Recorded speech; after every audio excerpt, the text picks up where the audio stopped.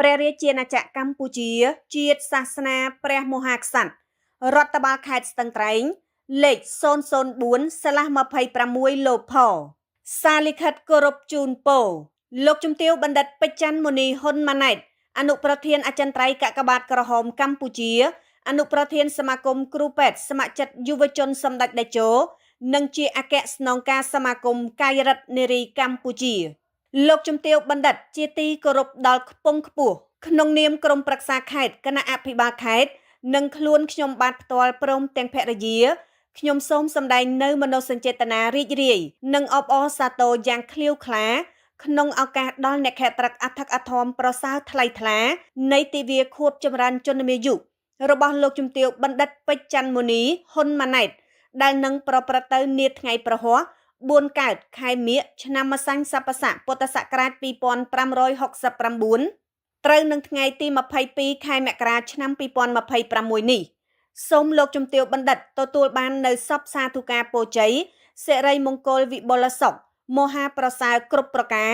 សុខភាពល្អបរិបូរណ៍កម្លាំងពលំមាំមួនខ្លាំងក្លាបញ្ញាញាណភ្លឺថ្លានិងជនមាយុយឺនយូរដើម្បីបន្តបេសកកម្មដល់ឧត្តមឧត្តមក្នុងការចូលរួមដឹកនាំចលនាកាកបាទក្រហមកម្ពុជាគ្រូពេទ្យស្ម័គ្រចិត្តយុវជនសម្ដេចតេជោនិងសមាគមកាយរដ្ឋនារីកម្ពុជាឲ្យទទួលបានជោគជ័យដល់ត្រចះត្រចង់ថែមទៀតក្នុងអាណត្តិរាជរដ្ឋាភិបាលនេតិកាលទី7នៃរដ្ឋសភាសម្រាប់ឧត្តមប្រយោជន៍ជាតិនិងប្រជាជនកម្ពុជាយើង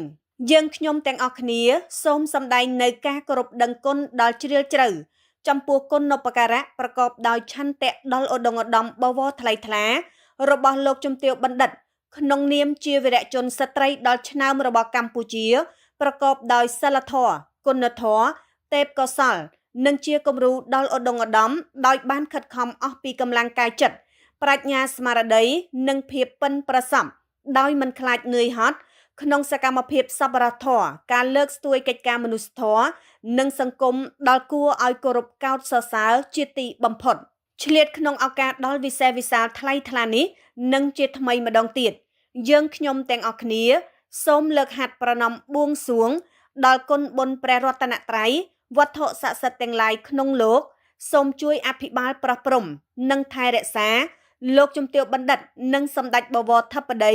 ព្រមទាំងបុត្រាបុត្រីសូមបានប្រកបនៅព្រះពុទ្ធពរនិងពរទាំងឡាយ5ប្រការ